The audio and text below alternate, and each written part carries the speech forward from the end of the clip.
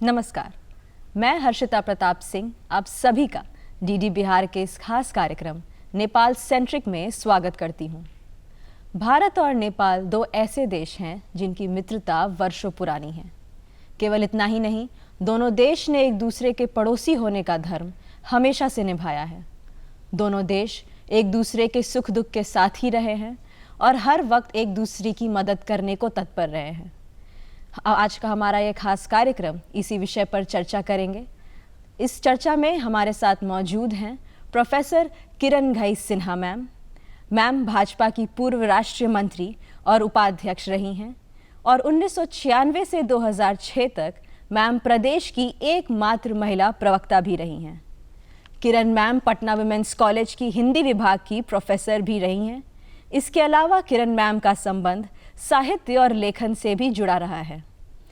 किरण ma'am 2004 से 2016 तक 2 बार बिहार विधान परिषद की सदस्य भी रह चुकी हैं। इस दौरान उन्होंने बाल अधिकार और महिला सशक्तिकरण के लिए काफ़ी काम किया है। बहुत बहुत स्वागत है मैम आपका हमारे इस खास कार्यक्रम में। बहुत धन्यवाद।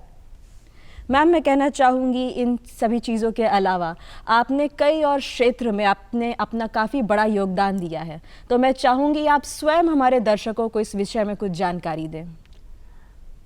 काम कितना किया है इसका आकलन तो मैं नहीं कर सकती, लेकिन हाँ, विविध क्षेत्रों में मुझे अवसर मिले हैं कुछ सीखने और कुछ करने के।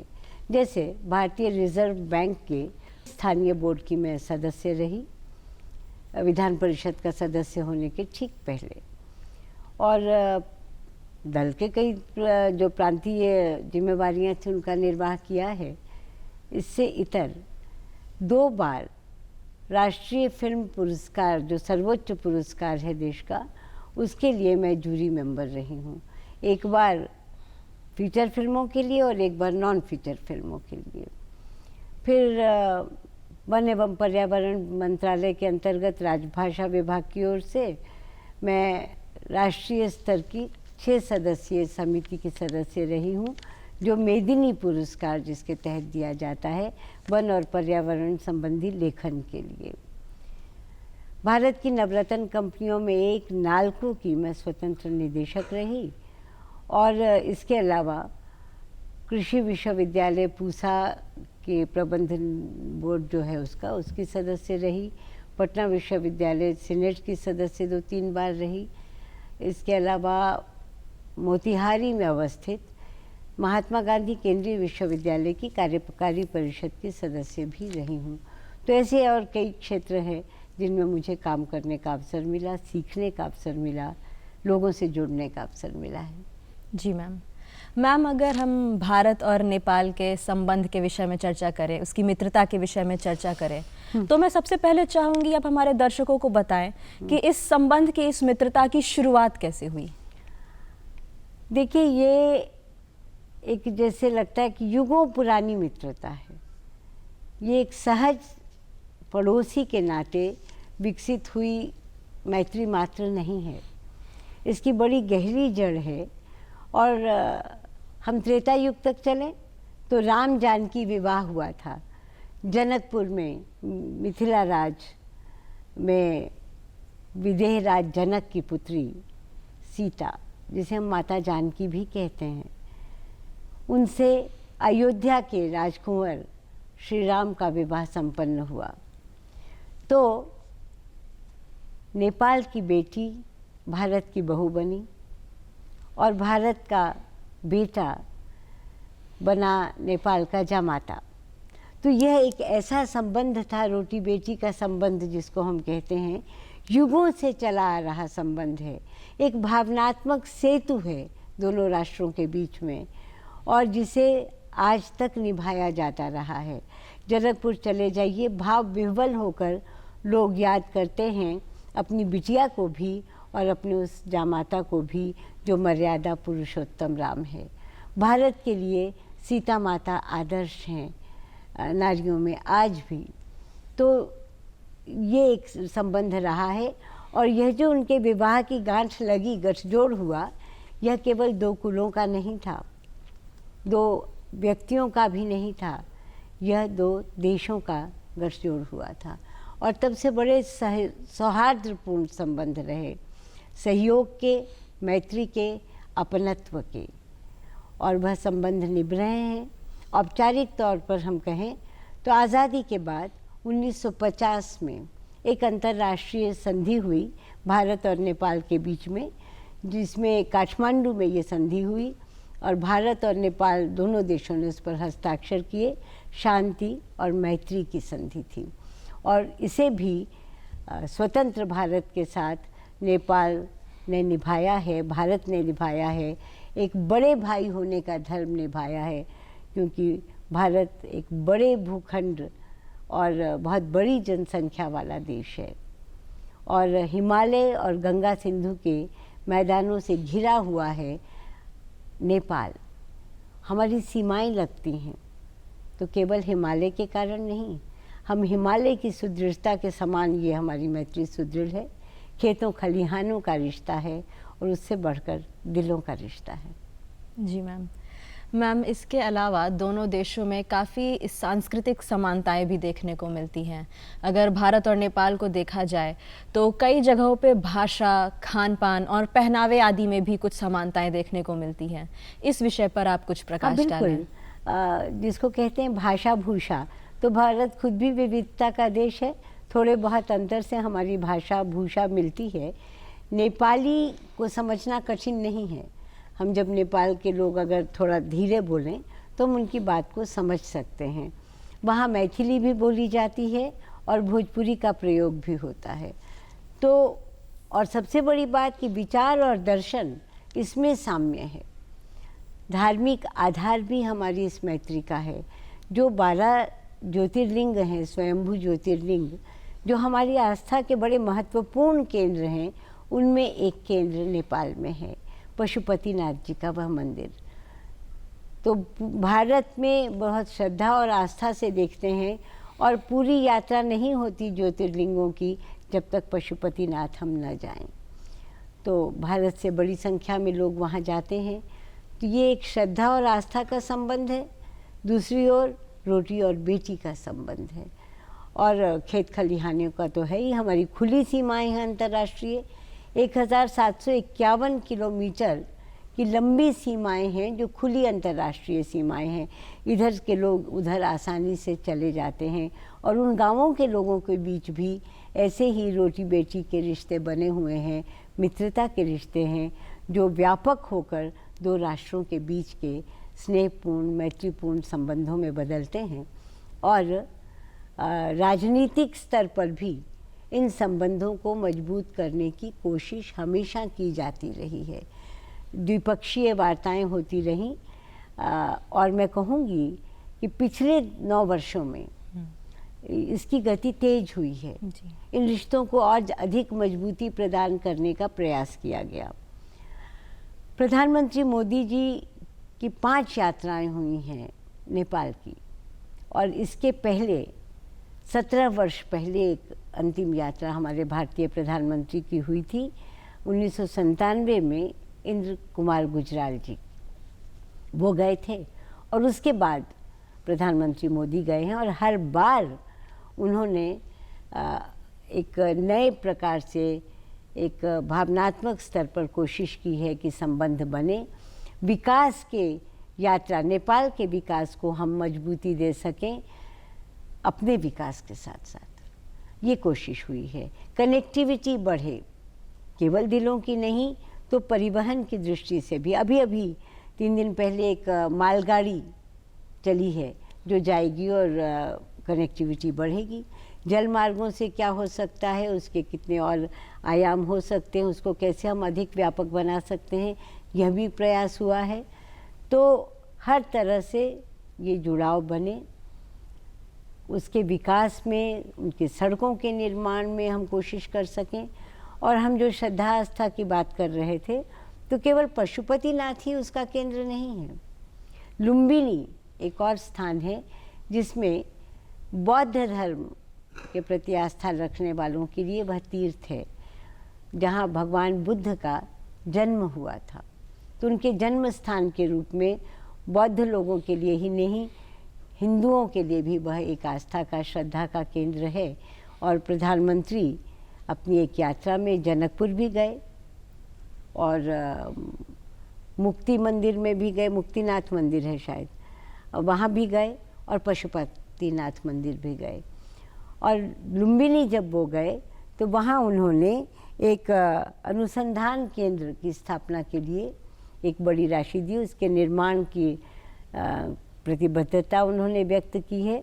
तो उसके कारण से वहाँ जब शोध होगा, अन्वेषण होगा, उसका वो जो केंद्र बनेगा, तो बहुत भारी संख्या में पर्यटक आएंगे, क्योंकि अंतर्राष्ट्रीय सुविधाओं से वह लैस होगा।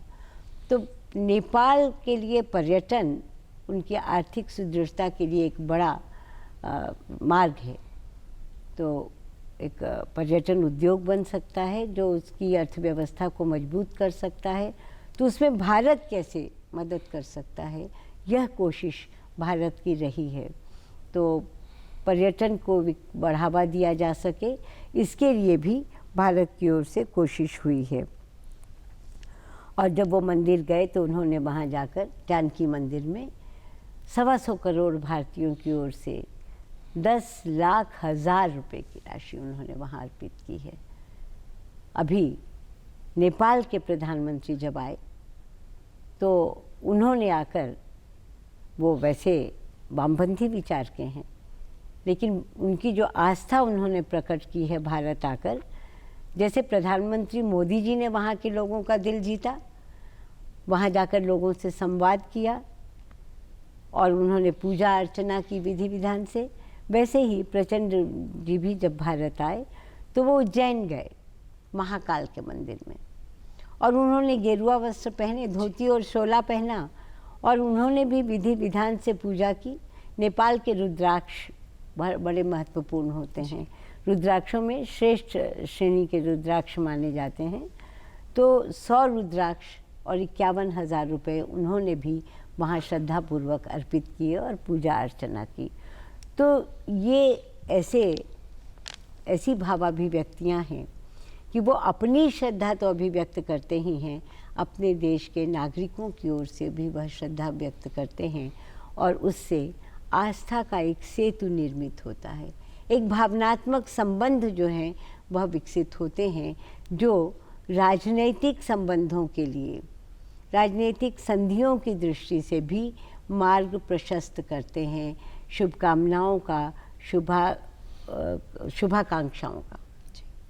तो मुझे लगता है कि ये संबंध प्रगाढ़ हैं हमारे, और बड़े भाई की भूमिका, जैसा मैंने कहा, कि भारत ने निभाई है। जब जब कोई संकट आया, लगा कि नेपाल को हमारी ज़रूरत है, तो विकास की दृष्टि से सहयोग करने के अलावा भारत बचाव और राहत के लिए भी खड़ा हुआ है। जी, आपके ध्यान में होगा वो भूकंप 2015 में, इतनी बड़ी त्रासदी थी वो, प्राकृतिक दुर्घटना, और लोग आश्चर्यचकित रह गए कि मिनटों में प्रधानमंत्री को वो सूचना मिली और वो तत्काल वो सक्रिय हुए, और सबसे पहली सहायता भारत से नेपाल को पहुंची थी। लगातार बचाव दल पहुंचे, एनडीआरएफ की टीमें गई वहाँ, फिर वहाँ से भारतीयों को एयरलिफ्ट तो करना ही है, वहाँ कैसे दुर्गम क्षेत्रों में फंसे लोगों को एयरलिफ्ट किया गया, और राहत सामग्री भरपूर मात्रा में वहाँ भेजी गई, और जितना संभव हो सका पूरी संवेदनशीलता के साथ, अपनी भरपूर क्षमता के साथ भारत ने नेपाल की मदद की, जिसके लिए नेपाल वासियों ने बहुत आभार भी जताया है। तो ये जो रिश्ते बनते हैं, ये एक अलग प्रकार के रिश्ते होते हैं, उनकी ओर से ये आभार का रिश्ता बना जी। और ऐसे ही अभी जब एक सारा विश्व जूझ रहा था इतनी भयंकर महामारी कोरोना महामारी से, कोरोना कोविड-19, समझ में नहीं आ रहा था कि क्या होगा, कैसे बचेंगे इससे। तो भारत में इतने कम समय में टीका निकाला, खोज उसको बनाया लोगों ने, दवा कंपनियों ने वैक्सीन बनाया, और भारत ने नेपाल में बहुत बड़ी संख्या में, संभवतः 1 मिलियन कोविड वैक्सीन उन्होंने मुफ्त में भेजे। तो यह मानवता की दृष्टि से एक बड़ी सेवा थी। तो मानवता हो, विचार दर्शन हो, श्रद्धा आस्था हो, सांस्कृतिक एक रूपता हो या सांस्कृतिक आधार हो, धार्मिक आधार हो, ये सारे आधार, भाषिक, भूषा, जी। भोजन, ये सब की आदतें और तौर तरीके ये हमारे इतने मिलते जुलते हैं कि लगता है जैसे हम अंगांगी भाव का एक रिश्ता है, हम एक दूसरे का अंग हैं, इतने निकट हम हैं परस्पर। तो मुझे लगता है कि ये सद्भाव, यह सहयोग, यह मैत्री जो और आने वाले दिनों में एक दूसरे के विकास में सहयोगी होगी और नेपाल के विकास का पथ प्रशस्त करेगा भारत, और उसकी अर्थव्यवस्था को मजबूत करने की दृष्टि से भी हमारे प्रधानमंत्री ने अपनी पूरी इच्छा भी जताई है और उनकी जल विद्युत परियोजनाओं को भी उन्होंने सपोर्ट किया है और उसके लिए भी उन्होंने बड़ी राशि दी है। और नेपाल में देखिए चुनाव अच्छी तरह संपन्न हो जाए, उसमें भी भारत का समर्थन रहा है कि वहाँ भी लोकतांत्रिक प्रणाली कायम रहे। जब एक बार राजशाही समाप्त हो गई और वो प्रजातांत्रिक देश हो गया तो वह प्रणाली बनी रहे, इस दृष्टि से भी भारत का समर्थन नेपाल को मिलता रहा है। जैसे कि हम परियोजनाओं के विषय में बात कर रहे हैं तो एक और परियोजना है रामायण सर्किट परियोजना। जी, तो इस विषय पे भी भारत ने काफ़ी बढ़ चढ़कर हिस्सा लिया इसे मुकम्मल करने के लिए, तो इस विषय में आप कुछ बताएं हमारे दर्शकों को। क्योंकि ये जो रामायण सर्किट है यह तो भारत के हृदय से, भारत की आत्मा से जुड़ा हुआ विषय है। तो अलग अलग जो रामायण से जुड़े स्थान हैं जो हमारे लिए बहुत ही श्रद्धा का केंद्र हैं, तो उन सारे स्थानों को जोड़कर पर्यटन की दृष्टि से एक रामायण सर्किट की परियोजना बनाई गई विस्तृत, और उसमें जनकपुर भला कैसे छूट सकता था। तो जनकपुर उसका एक हिस्सा है। तो जब श्रद्धालु पर्यटक, धार्मिक पर्यटन जिसको कहते हैं, उस दृष्टि उसको बढ़ावा मिलेगा और उस दृष्टि से जब लोग निकलेंगे तो वे जनकपुर भी ज़रूर जाएंगे। तो जानकी माता का वहाँ का जो मंदिर है उसको कैसे विकसित किया जाए और उसका ऐसा विकास हो कि वो जो विश्व भर से पर्यटकों को आकर्षित करें, इस दिशा में प्रधानमंत्री ने अपना हाथ बढ़ाया है और भारत की ओर से उन्होंने परियोजनाएं दी हैं। तो रामायण सर्किट परियोजना के पूर्ण होने पर भी नेपाल में, भारत के साथ साथ नेपाल में भी पर्यटन को बहुत बढ़ावा मिलने वाला है। जो बौद्ध धर्म है वो न केवल नेपाल के लिए बल्कि भारत के लिए भी एक बहुत बड़ा आस्था का केंद्र है, और महात्मा बुद्ध जो हैं उनका जो गौरवशाली इतिहास रहा है वो कहीं ना कहीं बहुत महत्वपूर्ण तरीके से इन दोनों देशों से जुड़ा रहा है। तो इस विषय में मैं चाहूँगी कुछ विस्तार में आप हमारे दर्शकों को बताएं। देखिए, बौद्ध धर्म मूलतः हिंदू धर्म की ही एक शाखा है जी, और महात्मा बुद्ध ने जीवन को एक नए प्रकार से देखा। उन्होंने जीवन में दुख, रोग, जरा आदि को देखा और उन्होंने कोशिश की कि दुख के कारण को जाना जाए।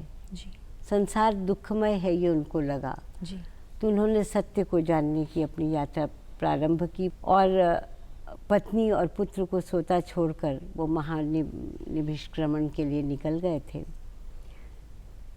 गया में उन्हें बुद्धत्व प्राप्त हुआ और तब उन्होंने सारे विश्व को शांति और अहिंसा का संदेश दिया।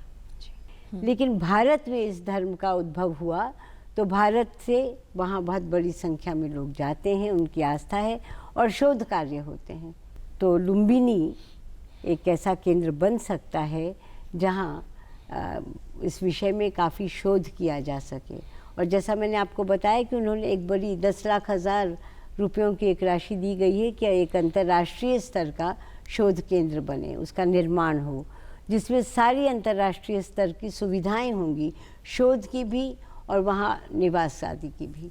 जी, तो इस पर अधिक से अधिक अध्ययन हो सकेगा। और आज जब विश्व में एक संकट है, विश्व युद्ध की आशंकाएं हैं, युद्ध चल रहा है अभी रूस और यूक्रेन के बीच हम देख रहे हैं, और परमाणु शक्तियां खड़ी हो गई हैं, तब शायद बहुत बड़ी ज़रूरत है कि अहिंसा के संदेश को फैलाया जाए। जी, अहिंसा की, शांति की बात की जाए। तो इस दिशा में भी इस केंद्र को और सुदृढ़ करना बहुत महत्वपूर्ण है नेपाल के लिए भी, और मुझे लगता है कि प्रधानमंत्री मोदी की नज़र में भी ये बात ज़रूर रही होगी कि यह संदेश कैसे किस माध्यम से ज़्यादा दूर तक जा सके, उस पर और अधिक काम हो सके। जी, इसी दृष्टि से यह केंद्र वहाँ निर्मित हो रहा है और मुझे लगता है कि बहुत कम समय में शायद वो निर्मित हो सके भारत की सहायता में, और उसमें कुछ योगदान विश्व शांति के लिए किया जा सकेगा। जी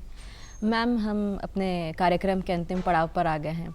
आप जाते जाते हमारे दर्शकों को कुछ बताना चाहेंगी कि इन दोनों देशों के मित्रता के संबंध के भविष्य को कैसे देखती हैं आप?